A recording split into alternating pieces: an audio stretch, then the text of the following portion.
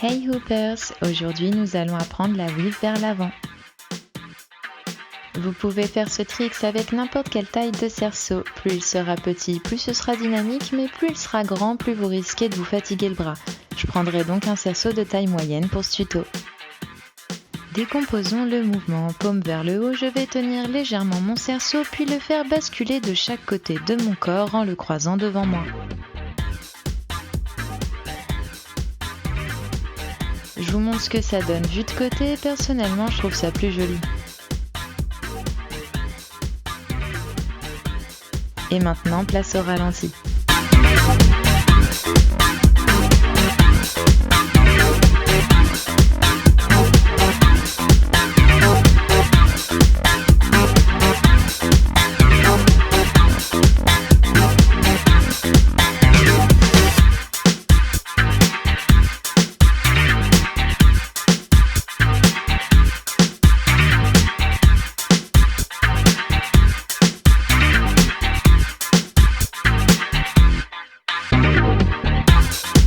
Premier conseil, partez la paume vers le haut et ne tenez pas trop fermement votre cerceau.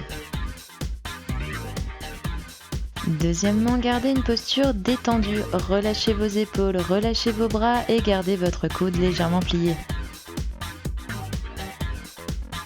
Troisième conseil, aidez-vous de votre index pour pousser votre hula hoop d'un côté à l'autre. Pointez-le dans la direction où vous allez croiser le cerceau devant vous pour garder un bel axe vertical. Quatrièmement, si vous rencontrez des difficultés à diriger votre cerceau, utilisez votre autre main pour le pousser d'un côté à l'autre. Marquez une pause de chaque côté pour laisser le temps à votre bras de bien imprimer le mouvement puis accélérer petit à petit. N'hésitez pas à exagérer vos mouvements afin de profiter de l'élan du cerceau.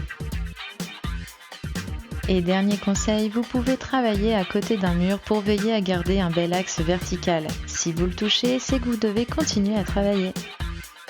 Une fois à l'aise avec votre main dominante, je vous propose un premier exercice pour travailler l'autre main avec laquelle vous risquez d'avoir un peu de mal au début.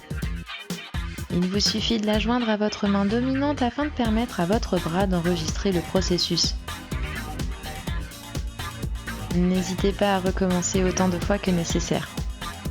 Deuxième exercice, on part en handspin, main dominante, weave, changer de main puis handspin, weave,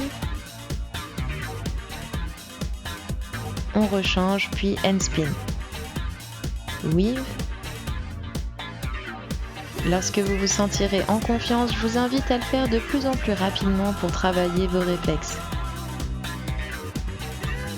Maîtriser ce mouvement vous permettra d'apprendre la weave arrière. Rendez-vous dans une prochaine vidéo. Et voilà, on arrive à la fin de ce tuto et vous avez dû remarquer que le niveau augmente au fil des vidéos. J'en profite pour vous rappeler d'être patient avec vous-même. Parfois, il vous faudra plusieurs jours avant de débloquer un mouvement et c'est normal. Gardez à l'esprit que c'est la régularité plus que la quantité qui va permettre à votre cerveau et à votre corps de progresser. Parfois, une bonne nuit de sommeil est bien plus efficace que l'acharnement pour assimiler un processus. Et surtout, n'oubliez pas que le plus important, c'est de vous amuser. Je vous dis à lundi prochain, gros bisous.